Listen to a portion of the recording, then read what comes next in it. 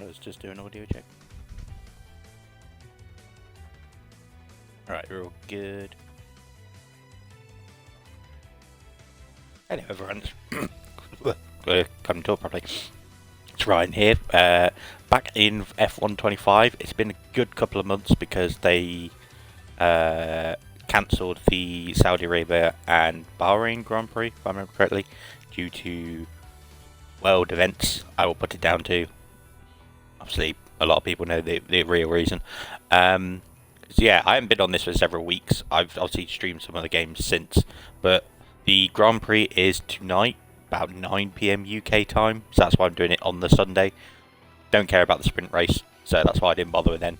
I basically downloaded this last night, but I basically started feeling lightheaded last night, so I went to bed early. I'm going to do it now. So I'm just going to check what the mail is whilst I'm here. It's probably like, oh, new season's here, have some XP. Oh, fan zone stuff. Oh yeah.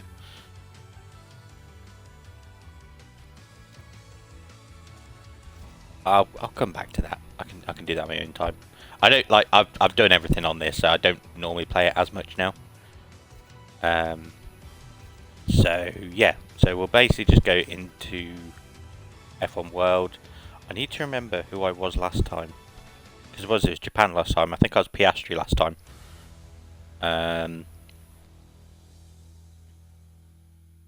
Because so, I'll tell you what, I'm going to look it up quickly, because if I remember correctly, I cursed Piastri for Australia.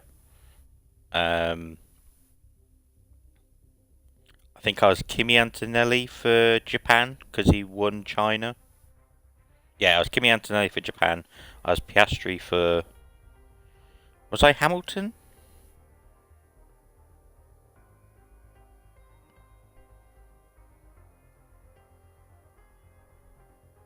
Yeah, I was. Yeah, okay. So, I'm going to be the person that, spoiler, qualified second. I'm going to be Max Verstappen. So, Grand Prix. Don't want F1 World Car, thank you. I'm at F1 25. Where are we? Here we are. So, Miami.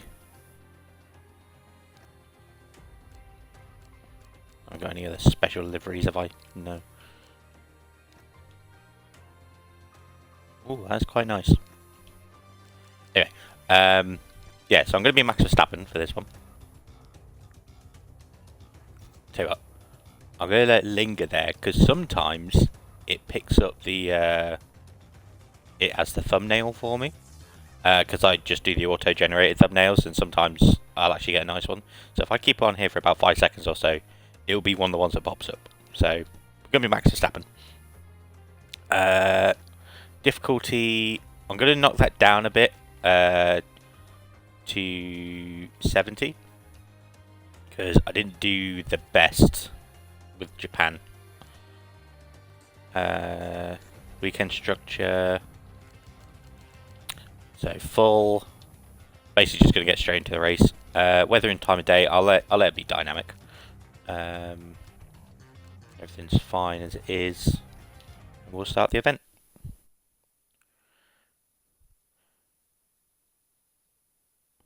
Yeah, so Antonelli is on pole again. But the qualifying was a bit more fun this time around because it wasn't just outright. Okay, Mercedes are quickest, you know. Like Russell, I think came fifth in the end, but there were so many chances of like someone else taking pole because at one point like Verstappen had pole, Leclerc had pole, Norris had pole, Piastri had pole, and then obviously Antonelli eventually got pole. But it was just one of those things where like you didn't know, like the end of the last session was a bit disappointing because basically all the lap times that they'd set earlier in the session were better than all the last ones. I think the only person that improved was actually Verstappen. I think he was like 2/10 off Antonelli in the end. So yeah, so we'll just basically get into it. We'll just see who's where on the grid. I'm saying that I'm starting third. That's my guess. A fantastic effort from Charles Leclerc yesterday, and it's put him on pole, just ahead of George Russell, who starts this event from P2. Considering the rest of the grid, we have Tsunoda, Antonelli, How have I been out qualified by Sonoda? He's not even on the grid now. Norris, Verstappen, Oh, I'm 8th, am I? Okay. Fernando Alonso, and Isaac Okay, Hadjar. Alonso being 9th is not realistic either. Lawson, Carlos Sainz, and Albon. Colapinto, Behrman, Pierre Gasly, and Nico Hulkenberg.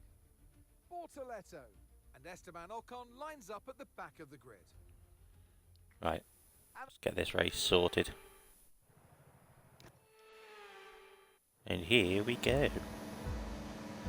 I'll try and keep a conversation going. I'm terrible for stuff like these. Like, I'm either terrible at multitasking, or what happens is I tend to front load my streams with all the conversation, and then obviously I run out of stuff to say by like 20 minutes in. But it is nice that the race is at a much later time, because obviously with Australia, like, as much as I love Australia, I have to get up at like 5 in the morning to watch it. 4 in the morning even. China and Japan, they're alright. Like, Japan's got a lot of history to it, I think. Which, I do like Japan. I think it's just one of those things where the cars nowadays, they're so difficult to overtake in. I think now that they've had a bit of a regulation change... Oh, God. Can you tell I don't do Miami much? I think now that they've had a regulation change, it might actually make it a bit better.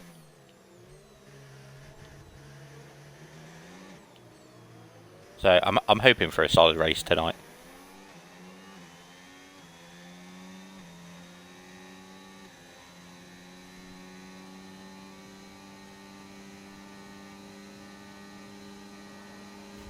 See if I can outbrake him. Definitely didn't outbrake him. Let's just rewind that back a bit, shall we? Right, I remember the brakes aren't as strong as I was hoping they were.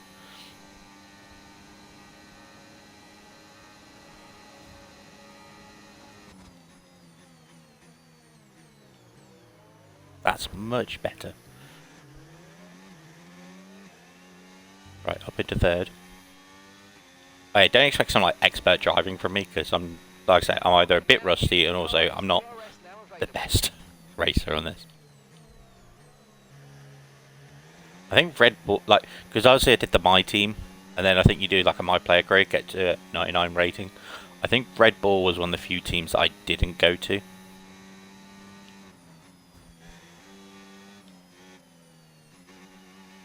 Like, I think I started with like Haas or someone.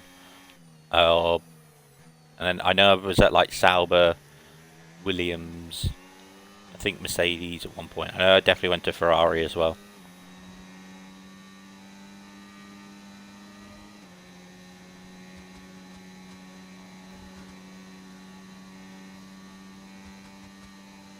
I keep forgetting the overtake, but the problem is I've wasted so much of it on the start bit.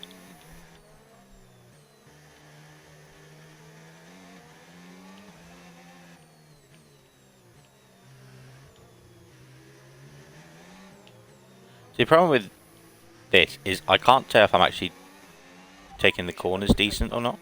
It's time to utilize some of this energy. Come on.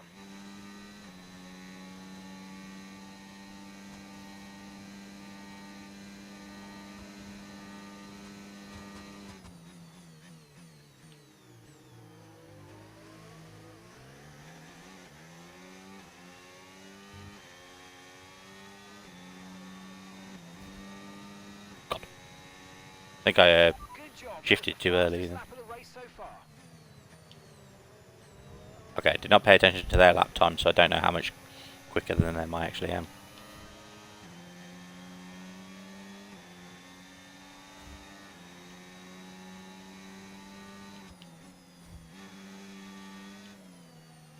I was too busy watching my speed there. I was like, because I was trying to figure out where they use overtake and they don't, and I feel like this is the other place that use overtake. Look out for a bit of understeer when trailing the car ahead. They're going to be giving off dirty air, which is going to affect our tyres, so try to get past.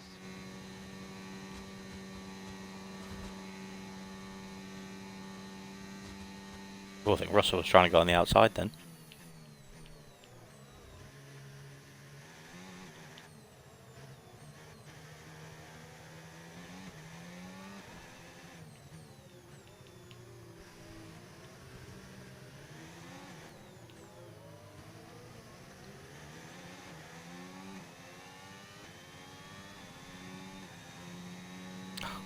Shifted too early.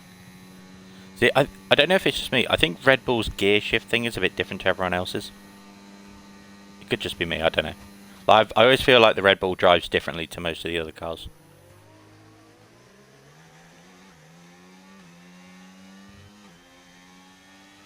I think with some of them they have like the proper full meter for it, whereas obviously you just get red into purple on the gear shift thing for this one. But there's no in between.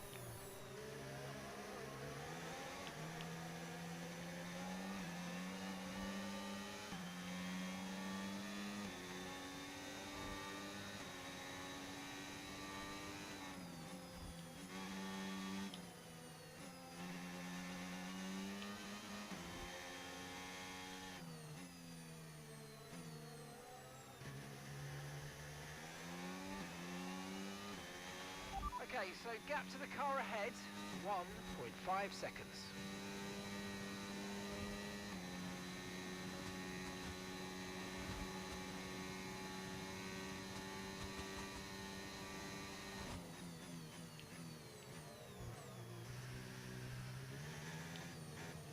Yeah, I definitely didn't get that corner right at all.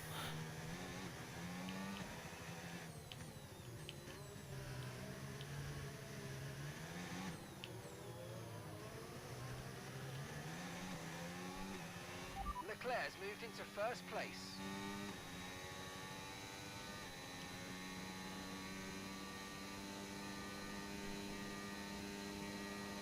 I best start trying to save some battery now.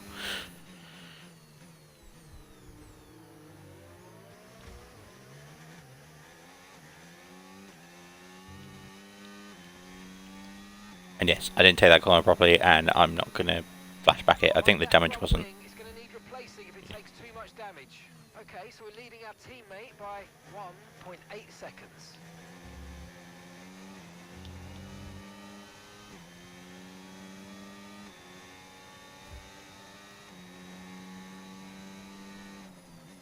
Just trying to get past these two at the moment.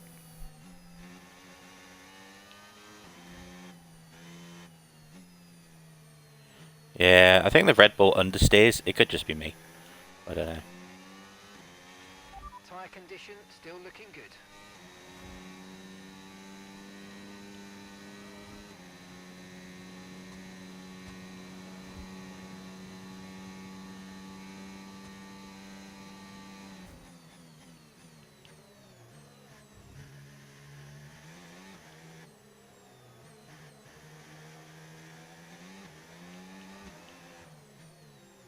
Russell's got ahead of Leclerc.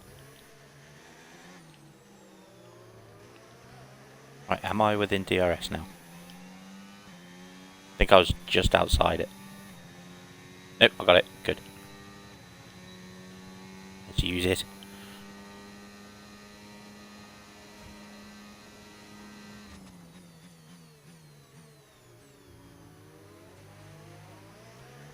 Right, I'm right on them. Got DRS again.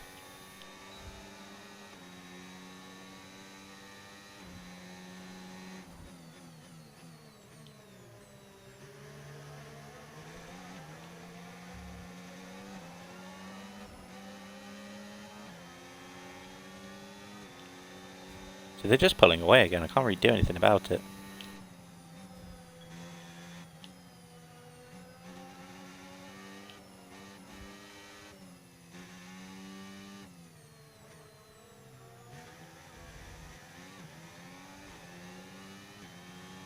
Just fell out of the DRS range.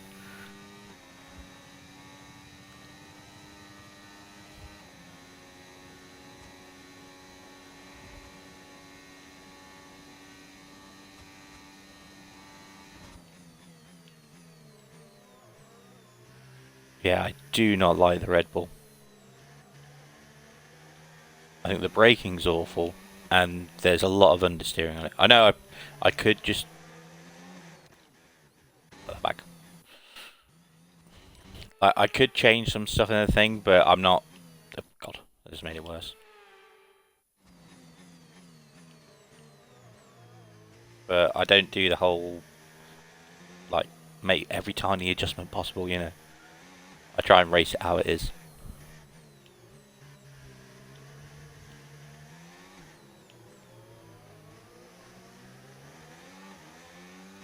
Yeah, look, I'm not even in the range that time. I think I'll just save up my battery if I can.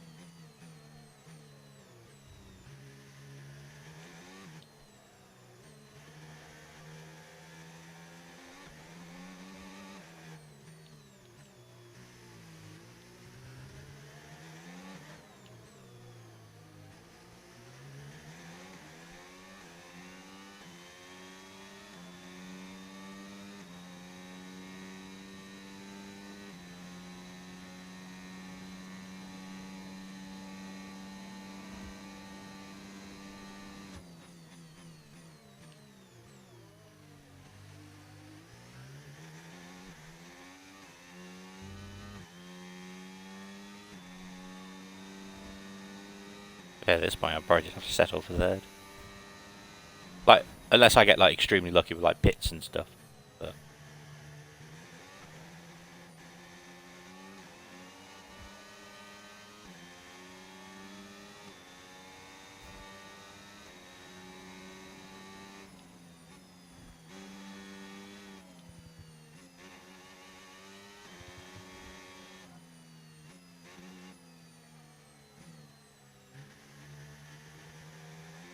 well, honestly, like, how do you drive this car?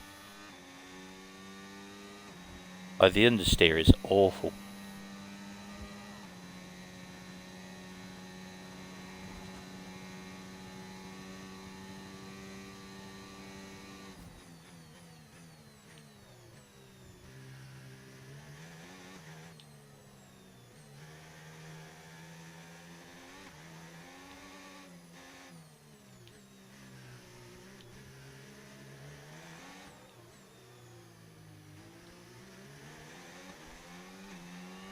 And gap to the car in front, 2.9 seconds.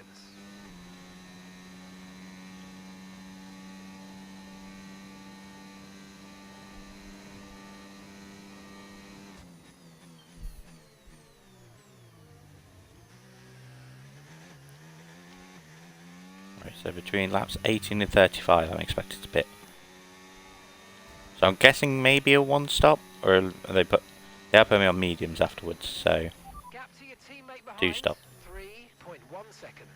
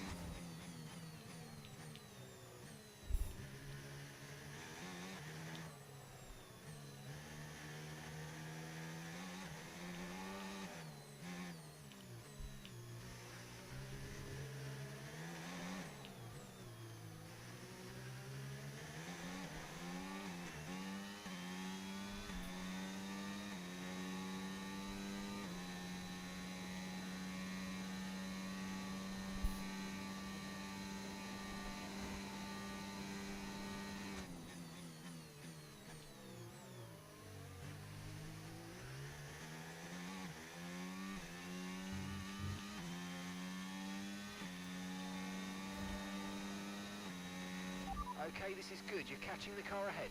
Seeing a lot of tyre deg now. We've got a new strategy if you want to take a look at it. Confirmed. Right, so basically I'm pitting early now.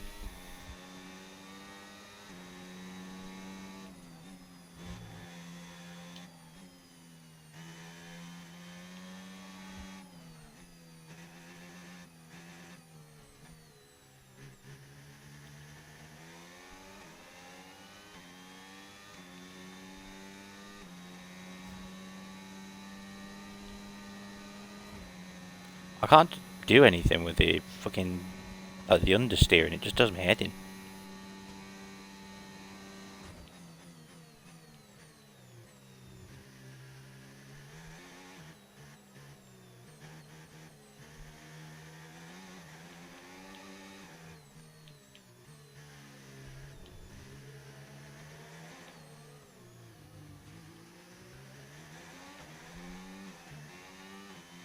Oh, it's that bloody fourth gear change. Like, it comes quicker than I think, so I always like upshift when I don't need to.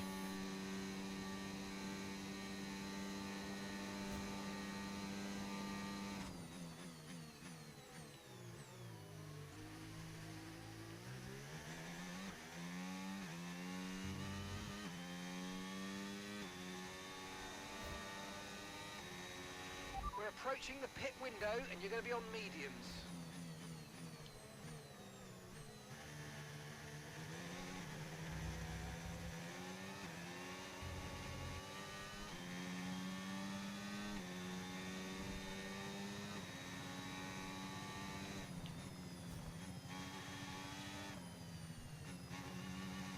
So yeah, I must have had a solid lap 2 if it's still the quickest lap after all this.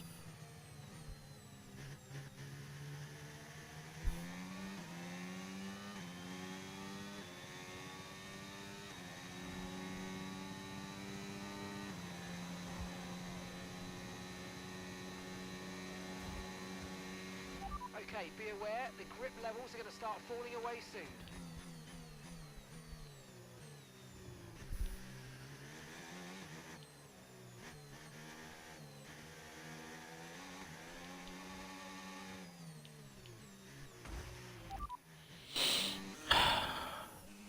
It's gonna be one of those races, isn't it?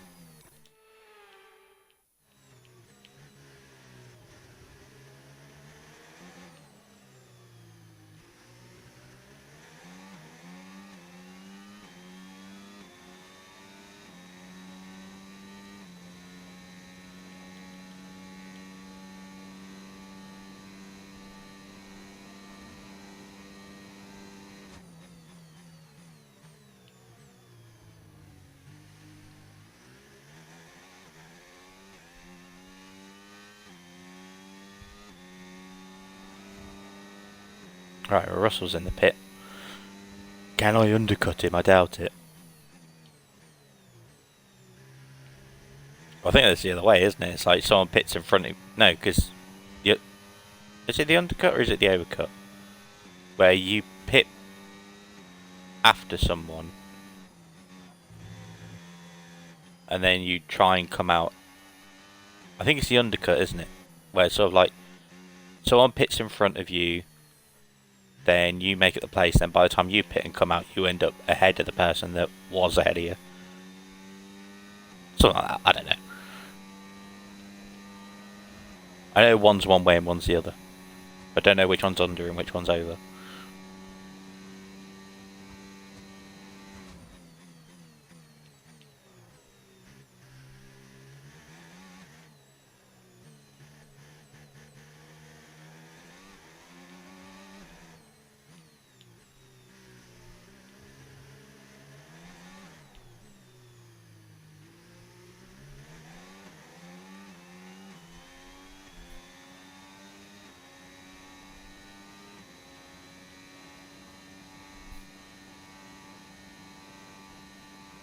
If you look closely, you can see Leclerc in the distance. Okay, the incident's been cleared. Let's get back up to racing speed. Come on.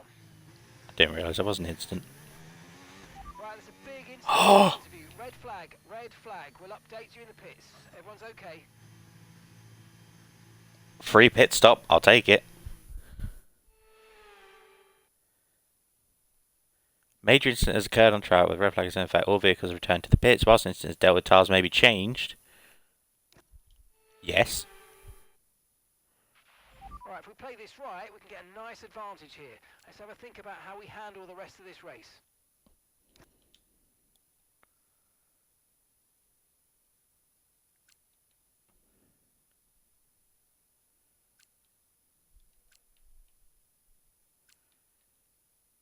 Okay, that's fine. No, I don't want to remove that.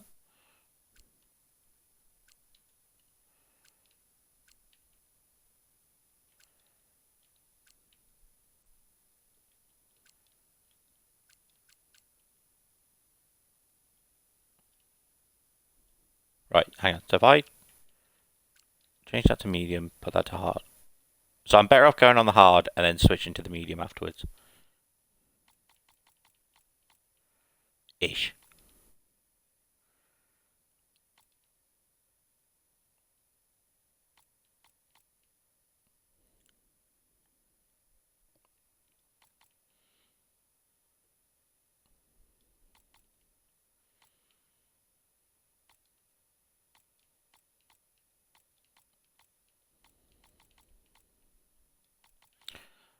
Just because I don't want to risk it, I'll do 27 laps on the hard and then I'll do 16 on the medium.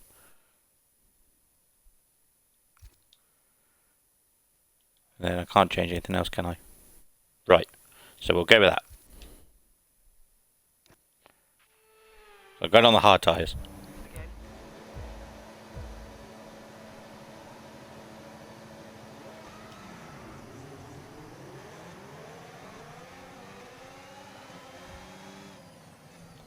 And just like that, I'm in the lead. Wait, can I check race incidents? Piastri. Oh no, that was a collision with me. So... Oh, okay, so they fixed my front wing. Okay, Hamilton's had front wing.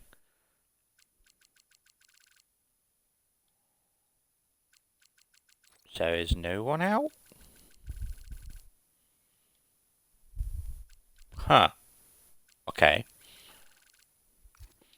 Something must have happened then.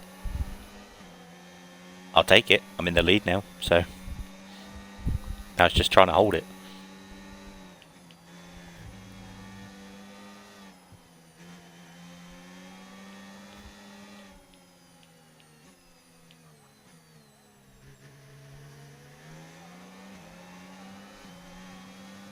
Maybe the minor front wing damage is why I was understeering a lot. You saw that, right? Okay, that one was on me. Keep on him, he might make a mistake.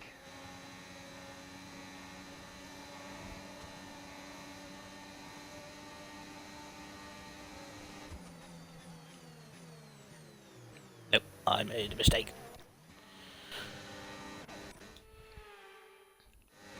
So they must be using overtake here or something. But the thing is, I run out so quickly, so I don't know what's going on.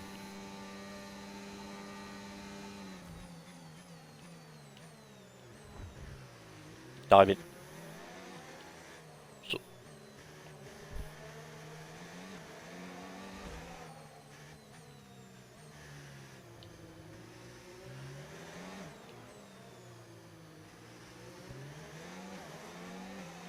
okay, there is no way I'm holding this lead.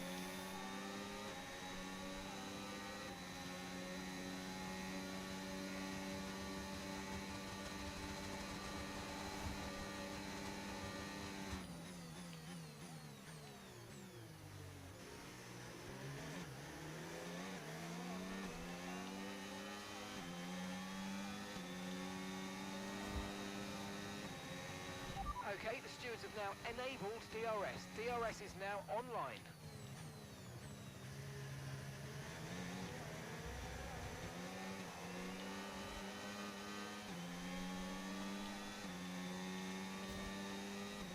I would say I feel bad for Russell, but I don't. I don't think Verstappen would either.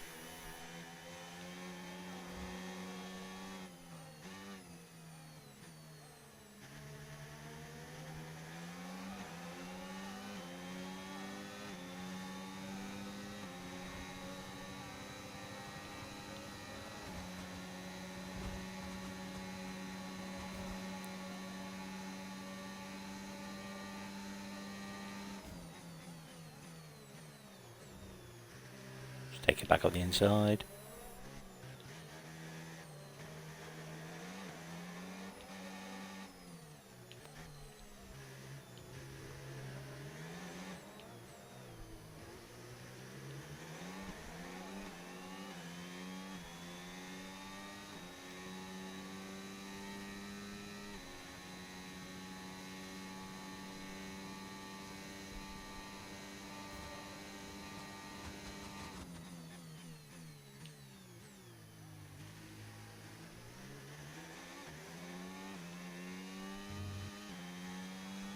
I managed to get a second on him, I do not know. Great work. That's a new fastest lap of the race. Okay, so we're leading our teammate by 1.7 seconds. Because there's going to be a bit up here where he just suddenly catches up.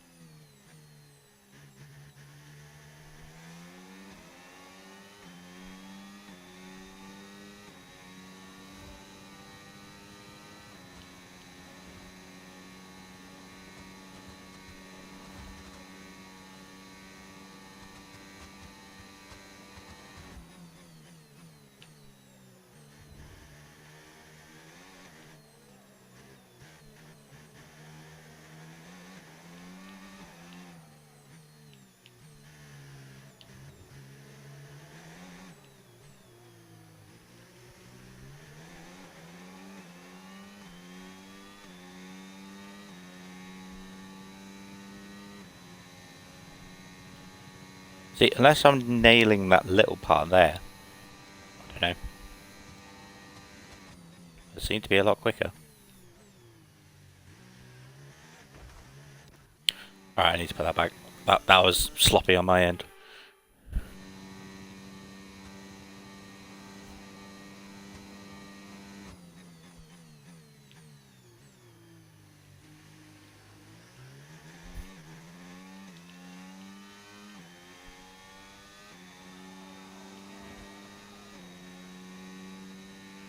That was the fastest lap of the race. Keep this up. Well done.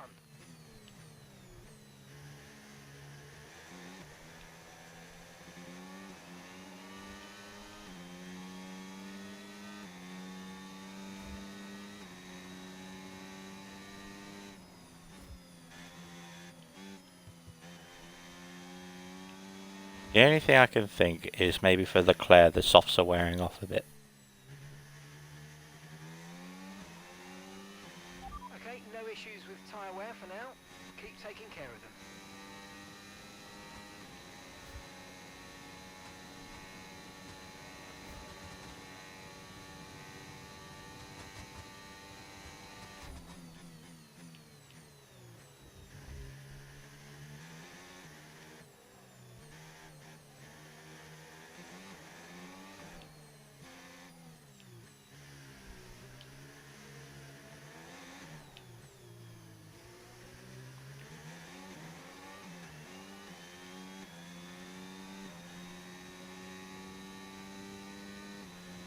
Yeah, I think it's that little zigzag bit. I think I'm... Because it's 2 seconds now, so I must be like getting that bit done alright.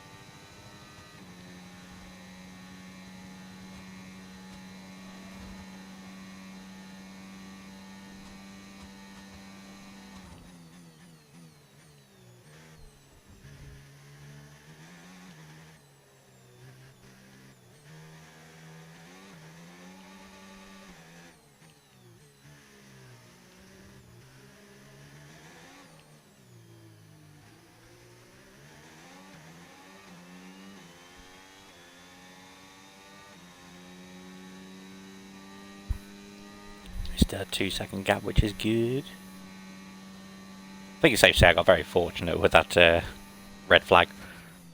Might come back to bite me in the arse later. I'll wait for like, I've just pitted, and then it's like, oh, another red flag incident. I'm like, great.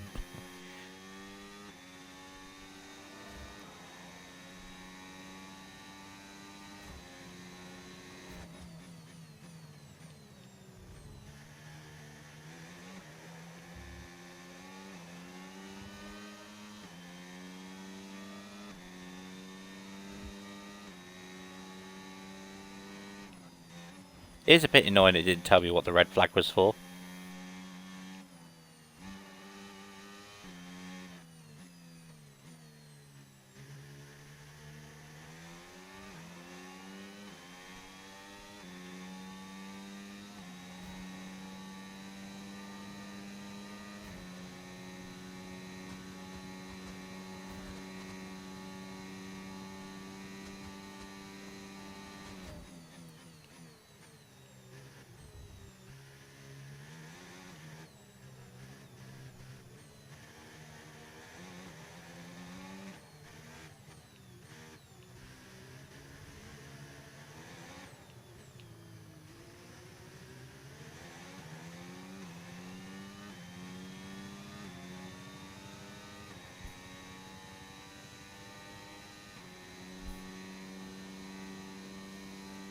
Okay, that was on me for not using my overtake, because he's got it to under 2 seconds now.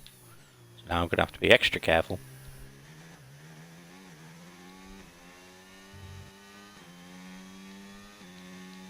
So what lap did happen? It was lap 12, wasn't it? So you can't have too much longer on those softs.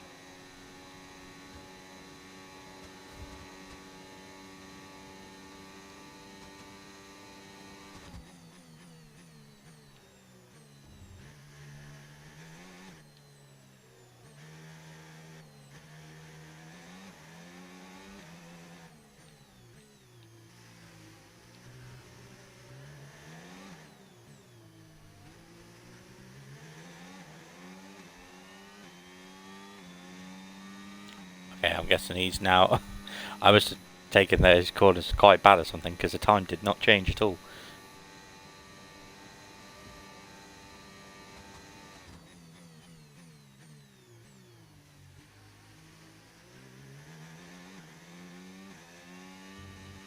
Oh, Russell's made his way up to 5th.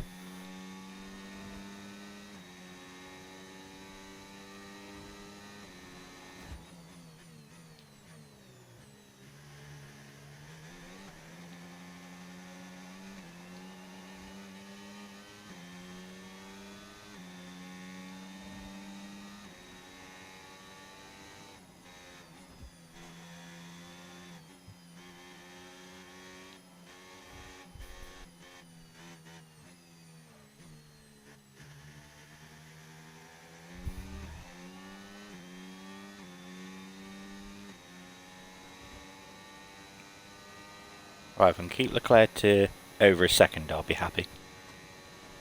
At least until he has to pit next. I think I've still got quite a way to go. I've got like another 18 laps or something.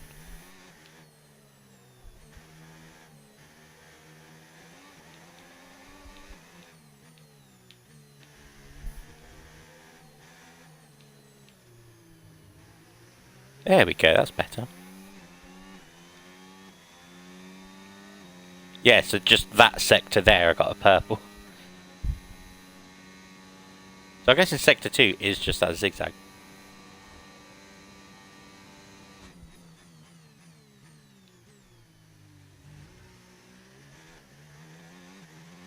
In fact, I made like 7 tenths on him then.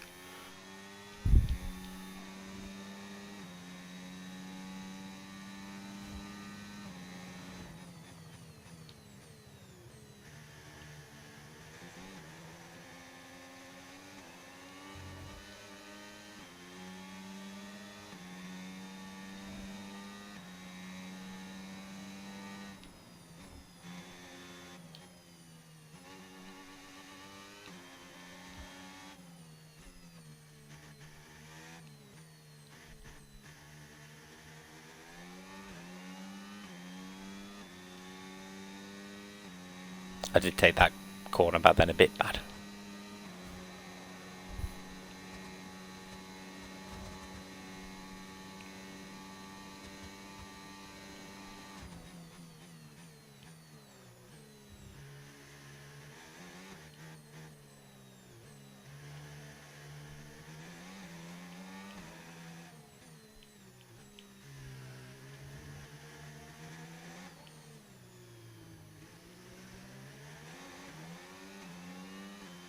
Yeah, I definitely take that turn a lot better than they do.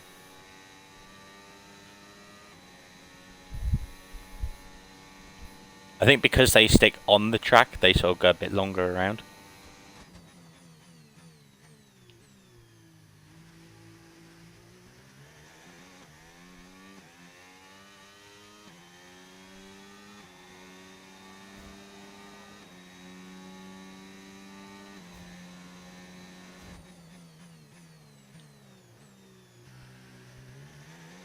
Just want to make sure I wasn't using the battery then.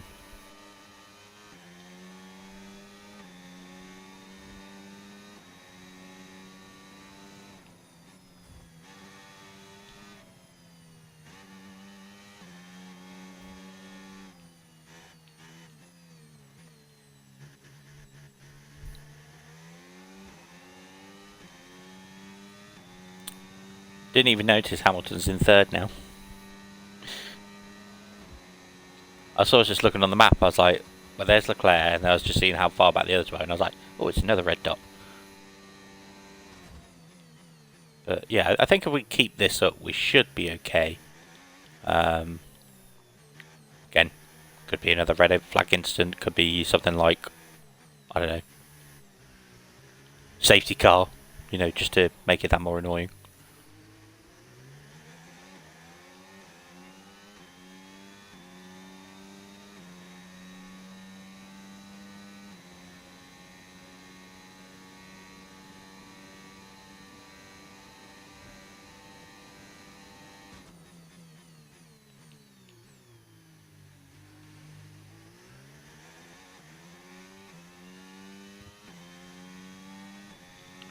So Leclerc's got a pit soon. He's been on them for like 12 laps now.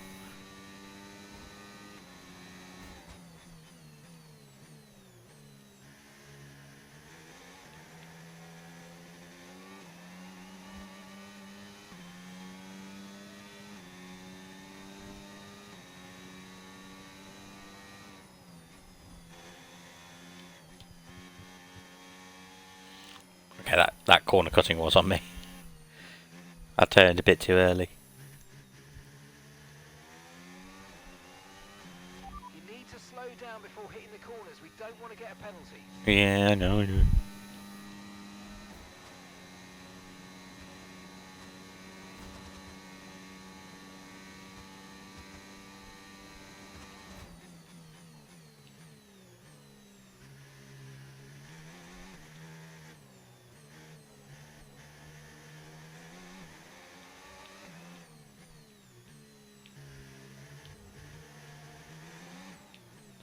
I think that's the only part of the track I do solidly is there.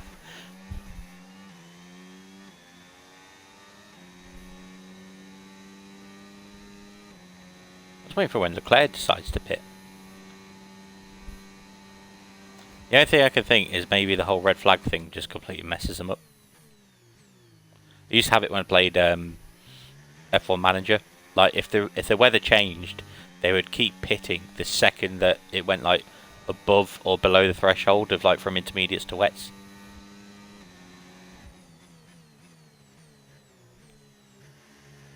Well, he's still out, so he's making them last. Must have that tyre management down. I mean, it could be why he's getting a bit slower now.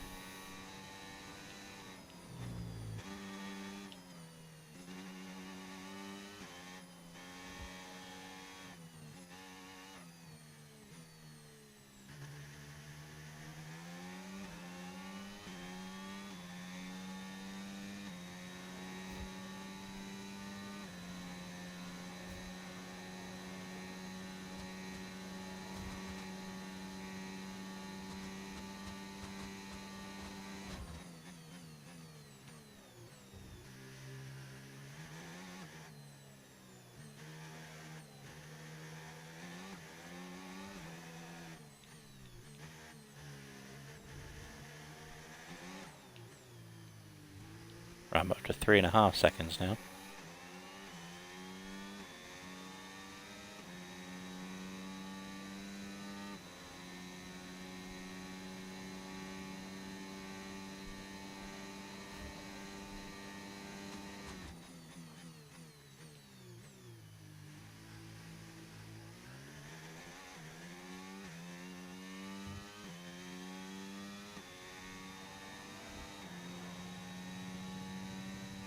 Almost 4.5.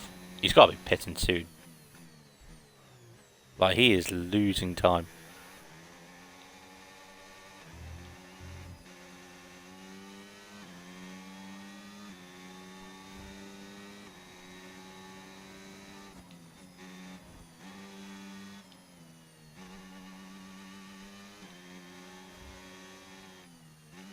That's the only thing I can think. Maybe the AI is slightly broken, so he's like, well, I've already done my pit stop, so my next one is lap 40 something, you know.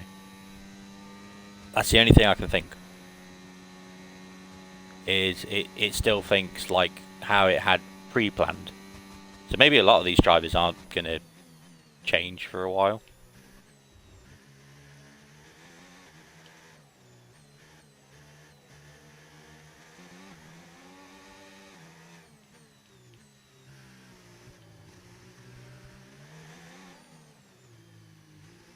I think I took that worse than they do.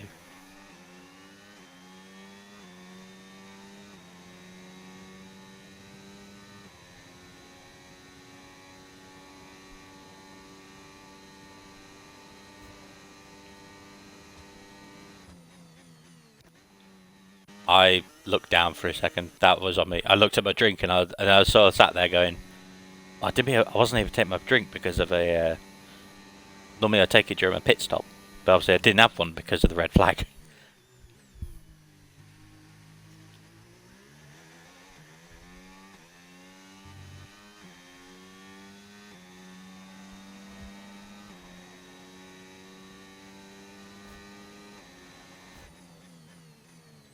Honestly, at this point, AI could be broken. Like, I don't know. Like, I don't know if they've just got the pre-planned pit stops and they've just not changed anything. Like, they changed the tyres, obviously, but other than that, he's been going for a good while on them.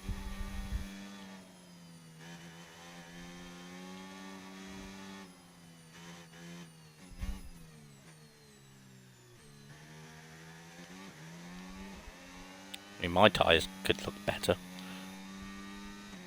They'll probably go to me, oh, you can change your strategy if you want. Which I might need to.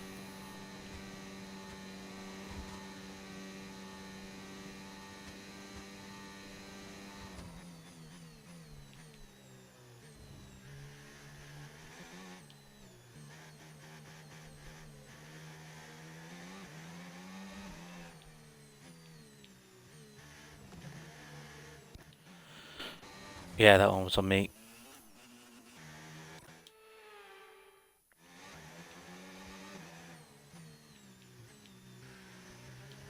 That's better.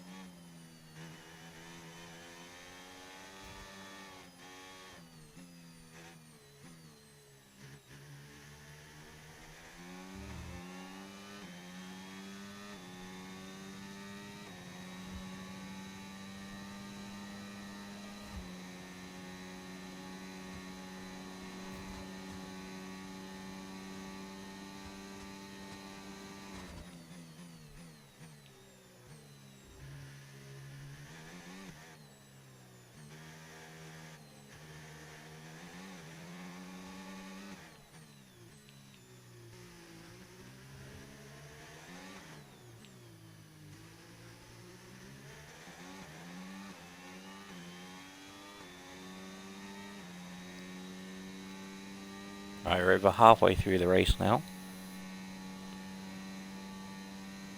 It's looking good. Just a bit worried about the tyre degradation eventually.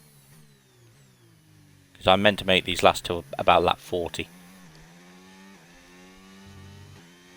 But, I mean, if Leclerc's on softs, surely they've got to be braking eventually.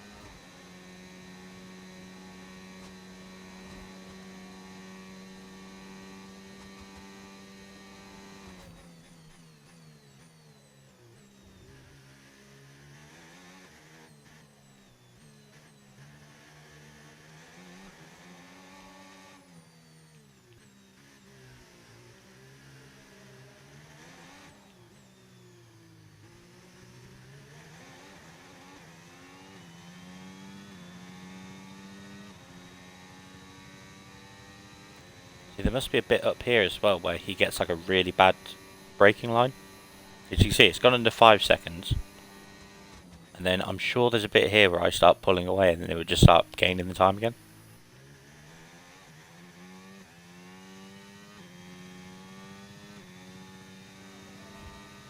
Okay, not as much as I thought. There you go, he's finally pitted.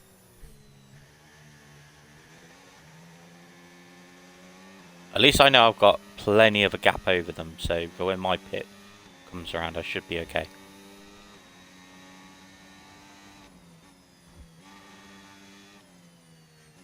That's the thing as well, I never really clocked if I was making much of a space on Hamilton as well. Because I was so focused on Leclerc behind me that I didn't think maybe the other cars are catching up.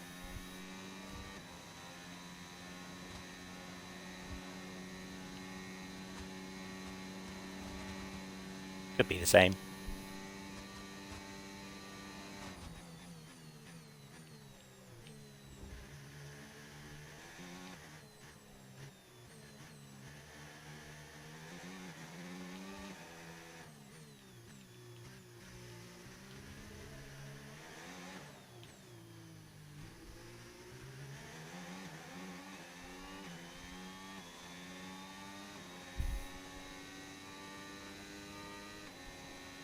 I mean, it's still a solid distance. I think if I end up somehow pitting before them, I'll come out a couple of seconds behind them. I think I'll be like 4th, probably. But then obviously they still need to pit, so I'll be more than okay.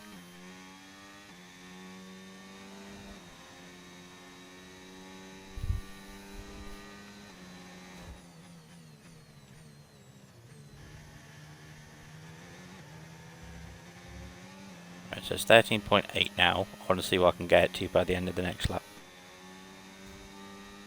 Yeah, there was me fucking wallowing about 3rd place earlier.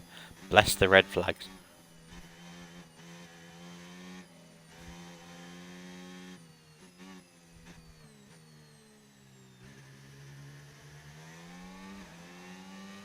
You should be feeling the effects of some tyre There you go, tyre wear. So stay on your toes.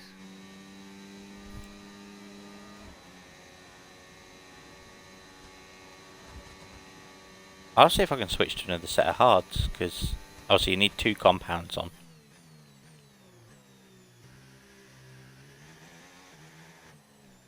I guess maybe there's only 1 set of hards.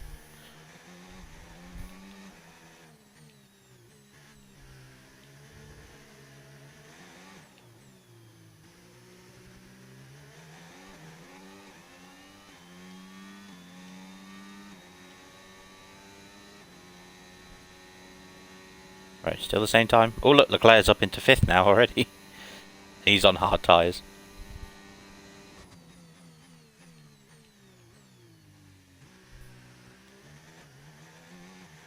There you go, made half a second there. So basically, that little zigzag, I make half a second.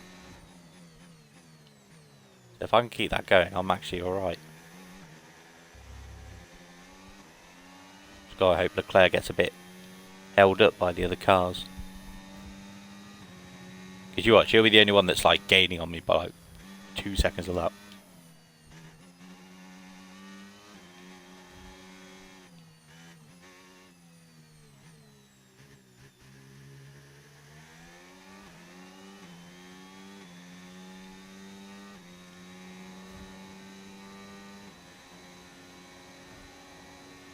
I remember it was which one was it? Was it F1 23 when this was made a big deal? It was something like you could, like, they had their own like, oh, here's an exclusive ride around of the Miami track on F1 23 before they do it in the actual in actual real life, and I was always like, okay. And then I think the first race of the story that did Breaking Point. I'm pretty sure Miami's the very first race you do.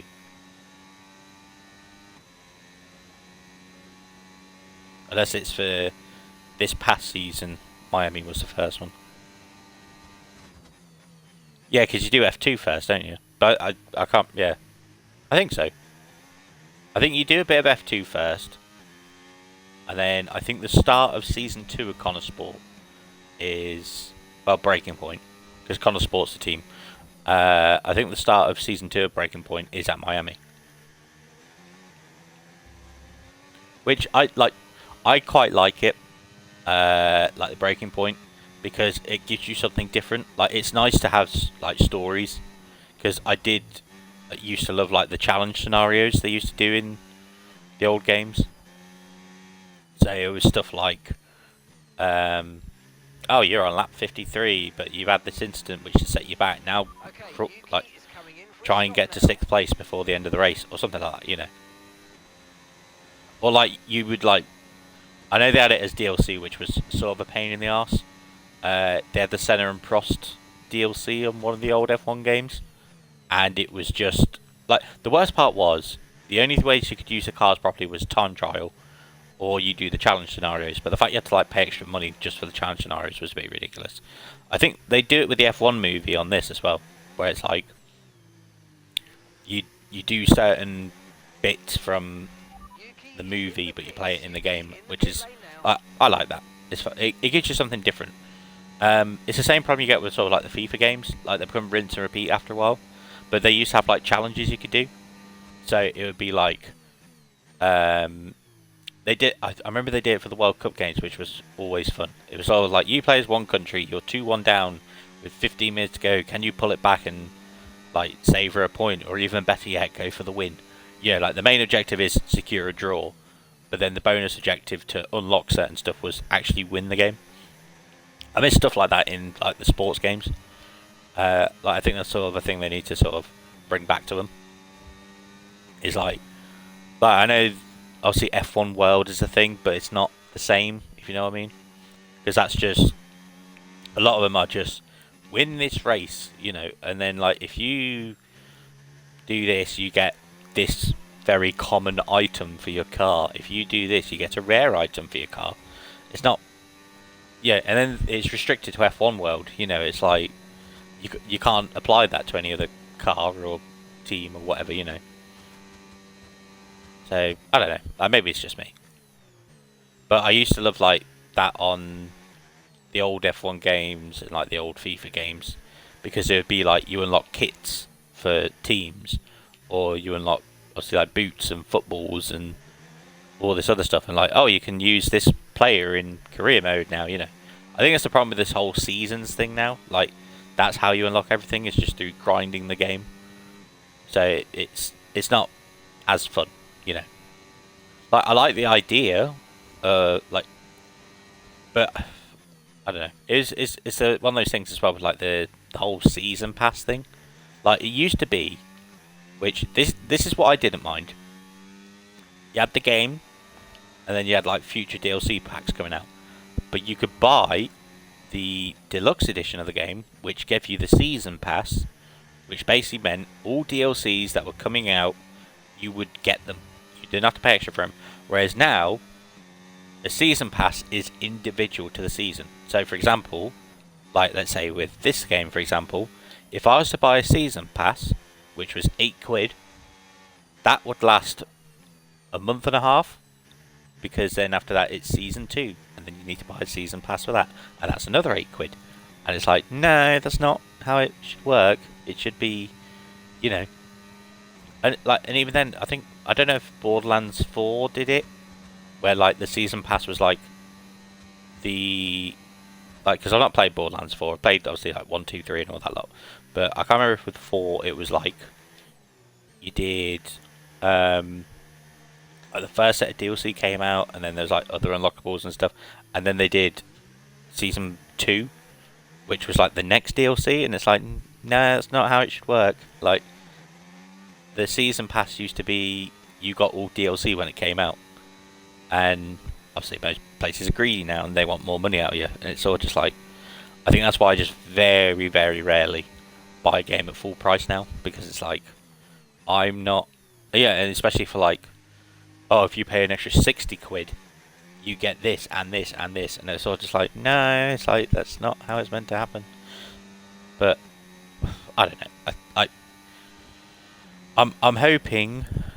Well, I mean, by the looks of things, like, I'm not normally into the brand warfare thing, but it looks like Xbox is on the way up and PlayStation's on the way down, because it used to be Xbox was sold as essentially a computer that just happened to play video games, because everything was about Skype and video calls and socializing and all this stuff, and also everyone was like, yeah, but what about the video games? Like, it's an Xbox. Like, Xbox is video games, and they've just rarely sold it as that. You know, the whole big thing was to connect. You know, you can do video calls, you can do this, da da da. Barely made any games for it, because for them it was more about socializing. You know, it was basically just a big Microsoft laptop. And I think now with the new CEO, she started to try and brand back to Xbox. It was one of those funny things, because she took over, and everyone was like, no, you can't be having her, she knows nothing about video games. Yeah, she outright came out and goes, look, I've not played video games much in my life, but by the looks of it, she knows how to run a fucking company, and I think that's what you need. You know, like, she's already got rid of the Microsoft gaming brand, and it's now going back to Xbox. She's lowered the price of Games Pass, which, thank God, because the fact that they went over double with it was a fucking joke. Like, when it was $7.99 originally, then it went up to $10.99. We're like, okay, fine, whatever. The fact it went up to $24.99 in itself, and $10.99 became the base thing, which used to be, I think, $4.99 at first. So, yeah, it's stepping in the right direction. It's gone down. I think it's gone down from, I think it was like $24.99 to, I think it's now like £20.99 or £21.99. Like, it's gone down a few quid. No, sorry. I think it used to be £22.99, and I think she's knocked it down to £16.99 or something like that. I know it's quite the jump. And then on top of that, she's now said you can alter your Games Pass perks. So if you buy the Ultimate one, if you know you're not going to use some of the perks on there, you can take them off, and basically it will discount your Games Pass a bit more, because why should you pay for something you're not using? You know, which easily can be a message to every other streaming platform. You know, why should I pay fucking £35 a month for, like, Sky Sports if I'm only going to watch 2 or 3 of the channels? You know, I'm not paying for the golf, I'm not paying for the boxing, I'm not paying for the cricket. You know, if I could just say, I just want the football, I just want the Formula 1, you can knock a tenner off for me, you know, because there are going to be 3, 4 channels I'm not using, so why should I pay for them, you know?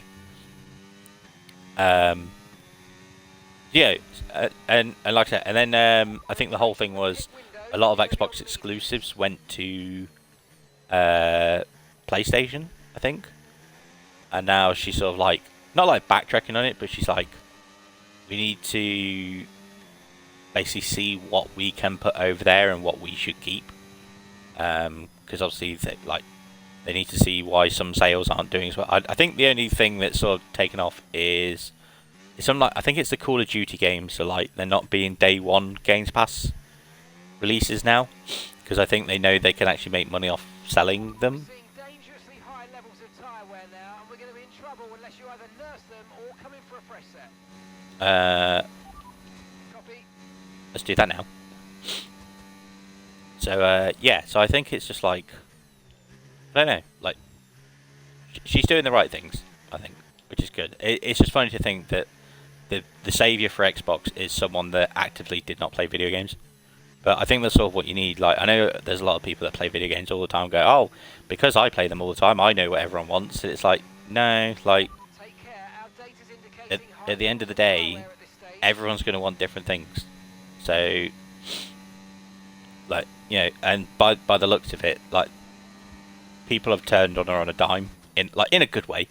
Like, everyone was immediately like, oh, why is the CEO stepping down? Why is she putting this? Like, why is he putting this person in charge? She doesn't know anything. Clearly, she knows a lot more than they did. You know, I think she's like, I think as well she's scrapping the AI stuff, which great. Like, you know, AI. I think if AI is used for, like, let's say a bit of brainstorming or just to get the ball rolling, fine. But don't use AI for everything. Like, you get a lot of these like AI slop games and like AI generated scripts for stuff, and it just doesn't work. I think if it's just like let's just say you just put into AI like, come up with a story for this, or like what would be a compelling story for something with this name, you know, and then work from that. Don't use what it brings out as your thing. Like, basically just take a bit of what it says, like maybe the first few lines, and then go, right, we'll start from there, right, and then from this we can get this, and we can also get this, you know, blah blah blah. But I think AI is sort of just being used in, like most things. The second that something comes out, it's meant to be revolutionary, it's always used for the worst things, and it's used to make people lazier, and it's used to do things that it's not meant to. It's meant to just assist, it's not meant to take over, you know. It's like a lot of people losing their, it's like all the AI art and all the AI writing and all this stuff. It's like, no, it's not meant to be used for that. Like, it's meant to use to help people, not take over people. So I don't know, like, maybe I'm just looking too much into it. But and then obviously with that with Xbox as well, like going back onto the PlayStation, coming on the way back down, they've now done a thing. Alright, give me 1 second, I'm just going to take a drink break.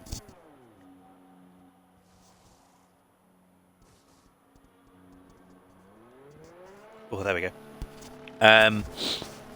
They've done a thing where, oh, not first now, bollocks. I gotta try and catch up to Leclerc now. Pit strategy complete. See these tyres He through definitely the overcut me. Look, he's 6 seconds ahead. But they've now just had a thing where they've said, if you don't come back online after 30 days, I think it is, like, you need to keep checking in online, that basically you could lose your right to play games that you've bought.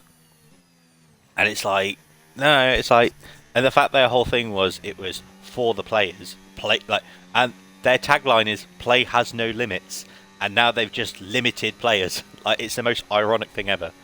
But yeah, because it's this whole argument that we've had for years over like owners' rights to games. So the fact that, like, if you have a digital copy of a game, and even a physical copy now, you don't actually own the game, you just own the right to play it.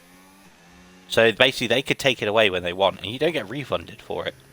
And it's like, it'll be ridiculous. Like, imagine if I bought a game for like 50 quid, and then a week later they go, actually, due to poor sales, we're taking it off. Oh, by the way, that money you put into it, you're not getting it back. But like, what am I meant to do with that now? You know, like, I can't play it. You've took that away, and now you have my money. You know, so that's why I'm like always super hesitant with like buying games now. And PlayStation outright come and basically said, look, if you don't keep checking online, like if you don't keep logging in every 30 days, We're catching the car ahead. Well done, but be you're not having the game anymore. Or, you know, we're going to have to keep doing all these ID checks just to make sure it's you, just to make sure that you have bought this, blah, blah, blah. Yeah, you can have this receipt saying, look, I bought this license key. But they can turn around and say, yeah, well, you haven't been online for over a month, so screw you. And it's like, what? So I'm not allowed to, you know, like let's say if, you know, I go on holiday somewhere, or I'm just going to be somewhere where I know I'm not going to be there for a while. How dare I for not taking time out of my own time to log onto my PlayStation for 10 minutes, you know? And does that mean like all the games or something? Like, you know, like let's say I've not played a game for 3 months, so they're just going to go, well, you've not played it in 90 days, so it's not yours anymore, you know? Like I think I saw a post somewhere, and it was like someone went over like the terms and conditions for it, and it literally says in the thing, like you may purchase a game, but it does not. If it says buy, sell, sale, discount, whatever, blah blah, it does not mean it's the user's right to have it, blah blah blah. And it's like, you're so fucked. Like, how have you managed to do that to your own people? That you've literally said the other day, like a couple of years back, play has no limits. You know, PlayStation is for the gamers. You know, it's for the players. And now you're going, it's for the ones that are always around. It's not for the casuals. It's not for the whatever. And it's all just like, nah, it doesn't work. Like, what? Like, obviously, you don't wish this anyone. But let's say someone got in a serious accident. And they were probably hospital bound for several months because of how serious it is. Are you going to revoke their right when they come back and they're fully healed? No, don't care that you got hurt. Don't care that this happened. You didn't talk to us, so therefore we're taking away your rights to playing games. You know, how dare you? It's such a backwards logic thing. I don't get it. Like one of the things that Xbox has, which is the thing that does annoy me, is you always have to be online as well. So like, I think that's the thing that's used to separate PlayStation from Xbox, was for like the Xbox Ones, you have to constantly be online to use it. So even with a disc, it'd be like, oh, you need to be online to play this game. Like, you're not going to unlock achievements because you're not online. And I found that out the hard way with one of the Assassin's Creed games. I got to the very end of the game. It's about 1:30 in the morning, and it suddenly went, oh, your Xbox needs an update. You can either do it now, or you can go offline and do it later. So I just went, oh, I'll just go offline and do it later. Like, I'm at the end of the game. And because I went offline, it didn't track that I'd finished the level. And then obviously when I did finally update it after I went to bed, it was like, oh, you're past that point. But it didn't do the scene that triggers the cuts. Like, it triggers the achievement unlocking. So I now have, I think it's Assassin's Creed Unity. But because I went offline for 45 minutes, I didn't get the achievement for finishing the last chapter of the game. So I basically at some point need to go back and do that, just so I know it's done.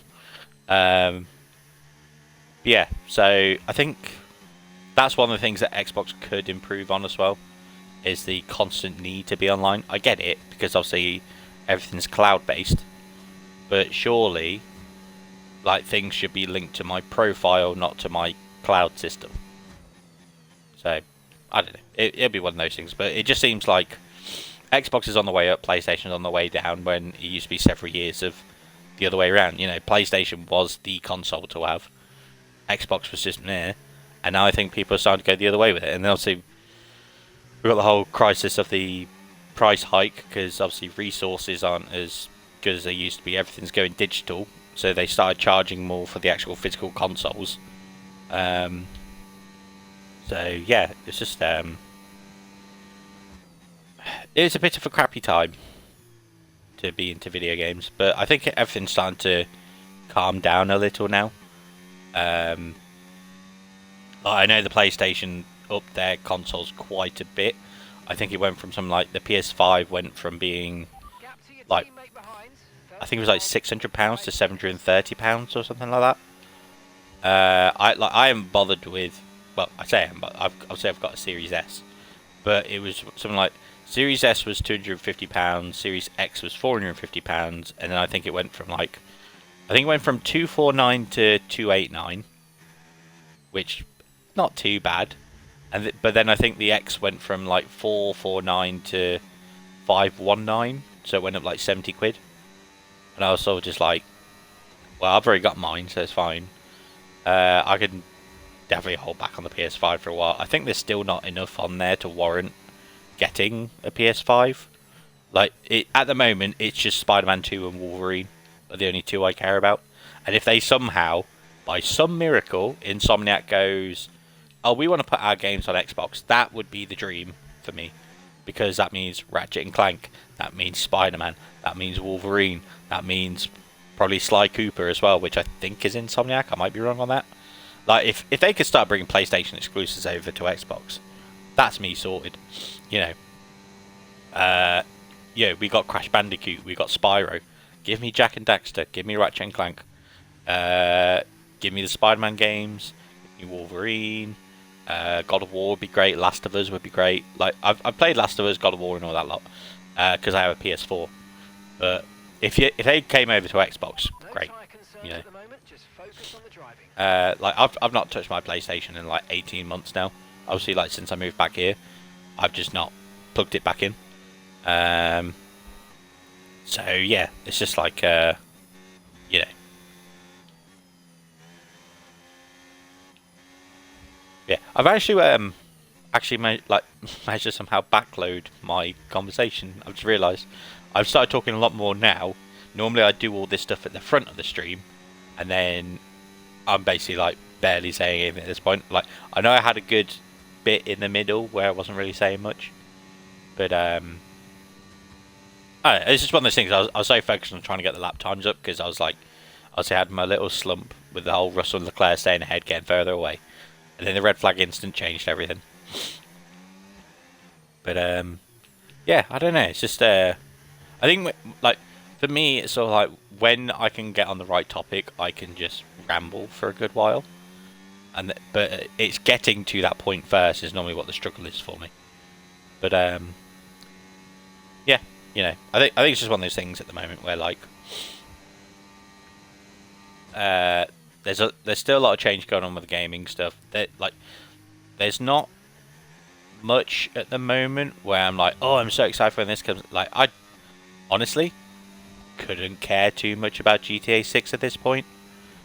Like, I think it's just one of those things. I didn't massively grow up with the GTA series, so I enjoyed 5. Like, I'll say that I enjoyed 5. I only played it first because my friends had it, and I was like, okay, I'll get it as well because you've got it. But other than that, I wasn't like, gotta play it day one, gotta do all this, gotta do all that, you know. Like, and the fact that, like, the one thing I will say that I do like with Rockstar and GTA is the heist DLCs for free. Like, I know there was stuff around it which you sort of had to pay for, like the shark cards and all that stuff. But the fact that the DLC came out as free was pretty cool. And the fact that they've kept it running for so long, because I think they know people are obviously still playing it. Probably now in anticipation of GTA 5. I think the problem, not GTA 5, sorry, GTA 6. I think the problem I have with GTA 6 is, from looking at the trailer, it looks like so many games that have come out in that time. Like, I know it's going to be a lot different when it comes out. And also, because it's been, 13 years?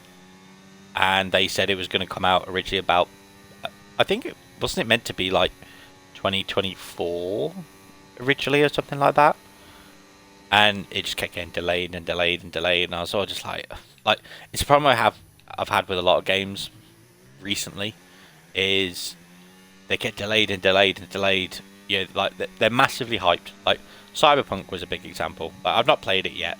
Like, they probably fixed it in that time, but it's sort of like, oh, we've got this game coming out, and everyone went mental for it, and then it was like, it's coming out this time. Okay, no, we're going to have to delay it. Okay, we're going to have to delay it again. And then they kept delaying it, and then it came out, and it was broken. And I was sort of just like, maybe, like, I think the problem with a lot of games is the trailer is the green light to get it made. Like, basically, if the trailer doesn't do well, they probably just scrap it. But it's just bizarre to have, like, here's the trailer for this game. It's not done yet, but we're aiming for this time. And it's all just like, did that used to be the thing several years ago? Like, I thought games used to just be like, like movies are now. Like, a trailer for a movie comes out and it's like, oh, it's coming out in 3 weeks. Like, didn't games used to be that as well? Like they were made and then they brought the trailer out and went, here it is, come buy it in a month's time. And now it just seems to be like, no, it's just like games take longer to make, but we're going to show you what we're doing before we make it. And then a lot of them you just get disappointed because they're not finished, you know. Like, one game I am excited for, and I really hope it works, is the new James Bond game, you know, First Light. It's been delayed 2 months, but just 2 months. There's no been further delays since. So it was meant to come out at the end of March. It's coming out at the end of May, which is this month. So in about 4 weeks' time, or 3 weeks' time even. I'm excited for that one. They have released like gameplay trailer, like so they've done the trailer and they've done some gameplay clips, and it looks really good. And I'm hoping it plays really well. I'm very excited for that one. But I feel like games should be more like that. Like they should have an announcement trailer, and then you should definitely get like a 15-minute gameplay clip or something. Where like I think they have one where it's just a game, and then sometimes they have like the guy going over it, and I'm just like, that's what you need. You need someone going, you can do this, you can do this. Like in this thing, you have like they show, like from what I've seen, it's like they go, there's a bluff mechanic, there's a this is a cover mechanic. You can choose to do this, you can choose to do that. You need to do this, and it's sort of like that's what, like that's the format they should come out in. I think it should be, you know, here's the trailer, like the announcement trailer, and then when it's actually done, right, here's the full trailer, and then if you wanted, you can watch a thing where a guy goes over the mechanics for you, and then you can actually see it in action, and be like, look, it works, you know, like the game works. Here, like here's proof that it works, and then you release it a month or so later. I think that's the way it should be, but I think a lot of things now are bought on hype rather than results, if you know what I mean. Like people put their money down before even seeing a frame of gameplay for it, and it's sort of just like, no, you can't, like especially nowadays with how everything's going, you can't really do that anymore. Like I need to be sold on it properly. I can't just watch a trailer for something and go, yep, done. Like have my 70 quid or whatever it is now. I need to see how it plays. I need to see how it looks. I need to actually see that it's working, you know. So I think that's why, like, a lot of the time I just don't buy games straight away. I will happily wait for it to come to Games Pass, or if it's on a big discount and I've really wanted to play it and I've managed to avoid spoilers for it, then I'll buy it then, you know. I haven't said that. I did buy WWE 2K26 at full price, but that's normally just for the sake of me and my brother. Like I really wanted to play it. I'd seen the trailers for it. Obviously, I played all the WWE games before. I don't get, like, it's one of those things where a lot of people are a bit sour on it, and I was like, why? I was like, it looks great, it plays great. Like the My Faction could have been a bit better, but I think because I was playing it when it first came out, so it was a bit slow and frame ratey. I think it's just people just like, just, you know, all strolls out the session. That could be accurate to real life. Yeah, I don't know. Like, maybe it's just me. Maybe I'm just not, like, overly critical of everything immediately.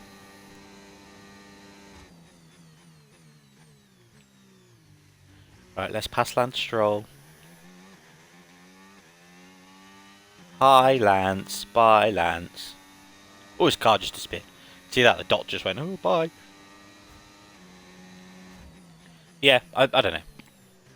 I think that's which is why I try to just avoid the internet mostly. Like, I'm going to go on a bit of a tangent about wrestling as well. Like, that's, like, a lot of the wrestling fan base are my problem when it comes to wrestling. Is, like, I enjoy bits of the show that I want to, but then you get told by people, no, you shouldn't enjoy it because this and this and this, and therefore you are wrong. And I'm like, I'm allowed to enjoy what I want, you know. It'd be like me going, oh, my favourite F1 driver is Ricardo, you know. And they go, no, you shouldn't like Ricardo, he's rubbish, he's this. I was like, I like him because he's actually entertaining and he's not robotic, you know. And it's like, you know, you should like this person because they're amazing, and if you like this person, I hate you. And it's like, okay, cool, you do you. I'm going to like who I like. I'm going to hate who I hate. But it's such a problem with like a load of things. You can't like anything or not like something without going, my opinion is this, therefore you are wrong, and you are this, and you are that.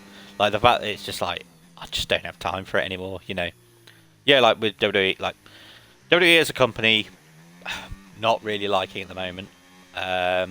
There's the belief that it's all about money, and for TKO, it definitely is about money. And the worst part is they're not even hiding it. They literally say in their interviews what makes the most money, what profits us the most. They don't care about people, you know. And so it's like, I know there's a lot of people that like don't like them for it. I was like, look, I don't like them for it, but at the end of the day, that's what they care about. And at the end of the day, the money keeps them afloat. But it's the way they go about it which sucks, because they've just released, like, last Friday they released a bunch of wrestlers. This past Friday they've just released even more wrestlers, or I think it was even yesterday, like Saturday, they released even more wrestlers, and their whole thing is, no, we need to save millions of pounds. Do you? It's like, you're like probably a multi-billion pound company. Do you need to save a few million more? You know, it's like, but to them that's what it is. You know, what's better than money? More money. You know, so it does sort of put you off the company a bit, but at the end of the day, I'm there to watch the wrestlers I enjoy watching. If they're making enough money, and you know, it's like it's the argument we sort of make for a lot of it. It's like, if you like this wrestler so much that's been let go by them, go watch them where they wrestle. You know, wherever they move to, go watch that instead. Show your support to them by watching that show. You know, or buying some of their stuff. You know, like, you can put your support in that way. Don't just sit there moaning, they've done this to them, they've shafted them, they've done this. I'm going to keep watching the show, but just know I hate them for doing this. And it's like, that's not how it works. Like, you know, you just on the internet going, I hate you. Like, because that's something that make them change their mind. But, I don't know. It's just me, I'm my normal rambles again. But, yeah, it's like you can say for the same for Formula 1, like they let a driver go and everyone goes, but how's this person still on the grid? They were awful. I was like, maybe because they bring the money in? Like, you know, like a lot of people be mad that Tsunoda was dropped. You know, he'd spent several years doing alright for Racing Bulls, gets put with a Red Bull, it's a crap car. As Lawson showed, as Perez showed, you know, that second Red Bull seat is not great. But the fact that Tsunoda got dropped and then they brought in someone new, and it's like, well, yeah, he was such a nice person, but and why you kept this? Like, why have you kept Lawson and he's awful, blah blah blah. And I'm like, Lawson probably brings more money in than Tsunoda does. And the fact that Red Bull aren't with Honda anymore, so they don't need that Japanese connection. You know, there's bigger factors to it, you know.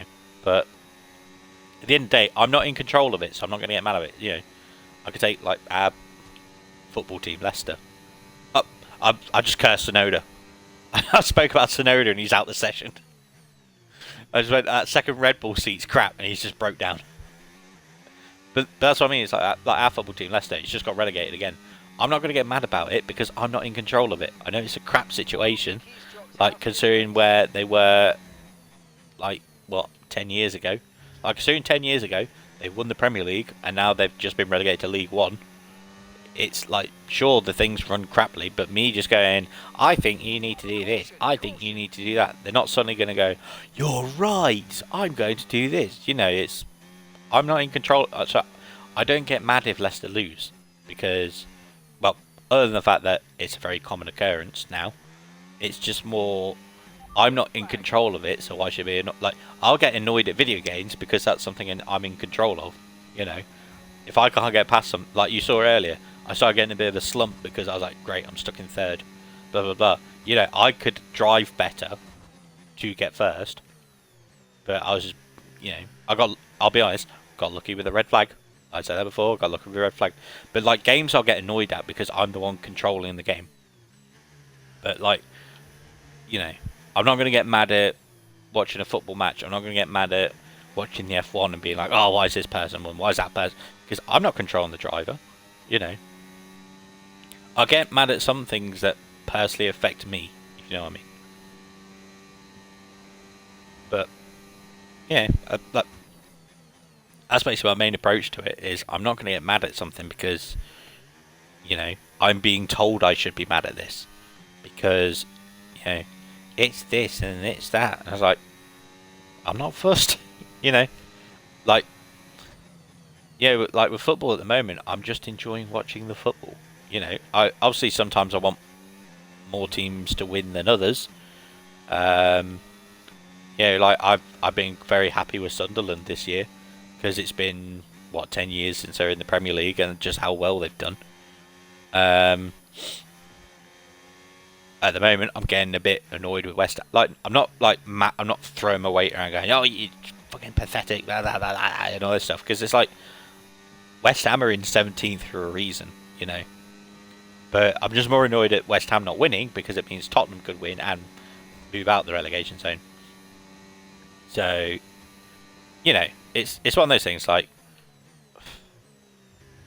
I'd put more faith, well, not faith, I guess, put more support into someone over exceeding than get annoyed by someone that's under exceeding or underperforming or whatever the opposite of exceeding is. So, yeah. So, like, for example, you know, I, like most other people, was super happy when Hulkenberg got a podium because you just didn't expect it. And, yeah, Hadjar got a podium. It's like, great, you know.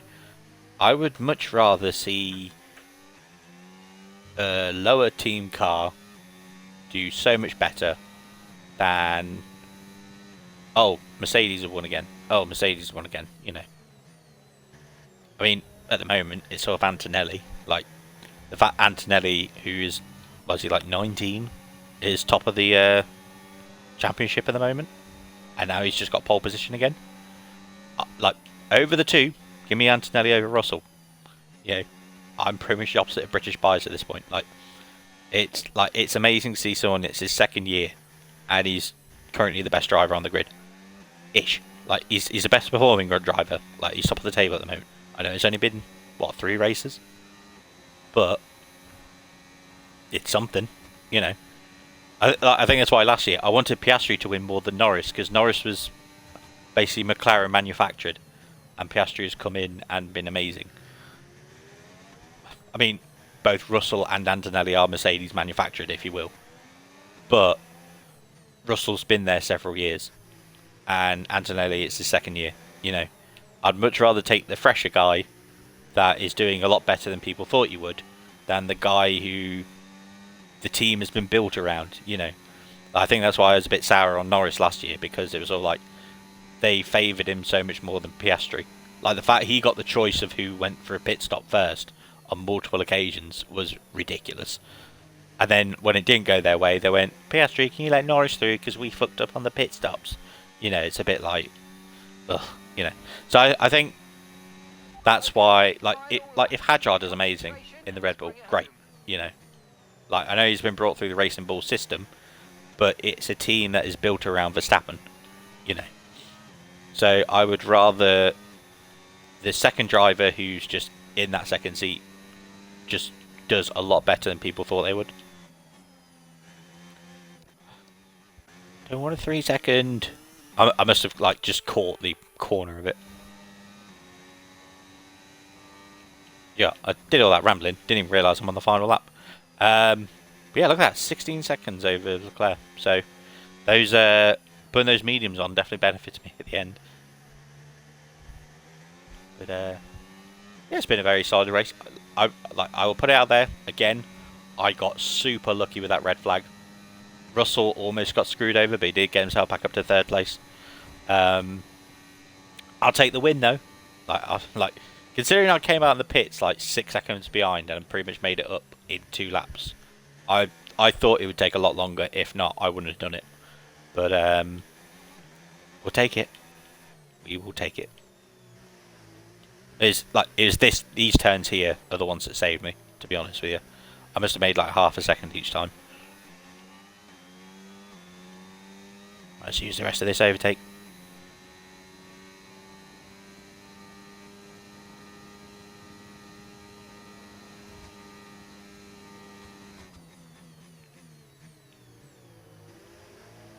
There's a man about back markers, I'm winning.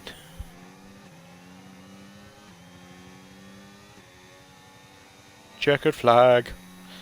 Now, I don't think Verstappen's going to win, but he could do. Wow, even better than last week. The car was on rails on every tire. Incredible, guys. Well done, Max.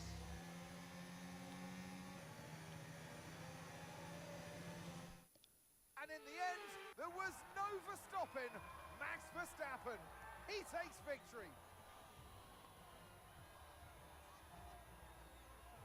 They had to be decisive with their overtaking today as they worked their way through the field. And those kind of race victories are so enjoyable because it's not just like winning from the front. They really had to work for it today.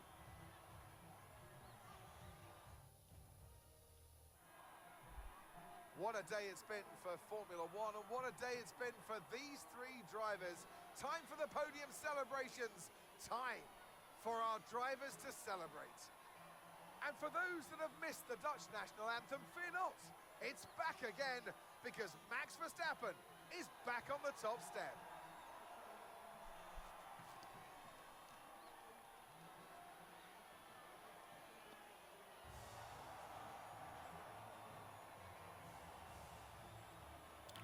I mean, to be fair, with Antonelli's starts, Verstappen could take the lead into turn 1. It's the one thing that Antonelli seems to have not got down in this Mercedes yet, because he did it yesterday as well in the sprint. So he could drop down. I mean, if Verstappen wins, I'll claim it as I brought it up.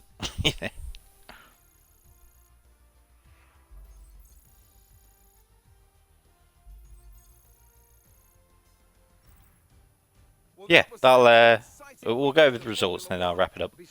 So, yeah, so I jumped up from 8th to 1st. Piastri and Lando got up 2 places. Lewis dropped a place. Fernando Alonso got 7th. Antonelli dropped to 4. Sounds about right. He dropped 4 places. Ocon, not bloody hell. Ocon got lucky, didn't he? Look at that. From last place to 9th. Albon 10th. Hulkenberg, traditionally 11th. He managed to qualify there as well. Something about 11th place Hulkenberg loves. Hadjar 12th, Sainz 13th, Bortoleto 14th, Gasly 15th, Behrman 16th, Colapinto 17th, Lawson 18th, down from 12th. Ooh, 10-second penalty for Colapinto. Sounds about right. He is a bit accident prone, isn't he? Tsunoda and Stroll out of the race. I'll see Tsunoda down 5 laps because I'll see how close he was. Yeah, very solid race, I'd say. Thank you for watching this stream. I'm going to upload it to YouTube before my other 2 streams that I did. So they're going to be a bit out of order. But I'll say because this is on tonight, I want to get it on before the race itself. But again, thank you for watching this. And I'll hopefully see you in the next one.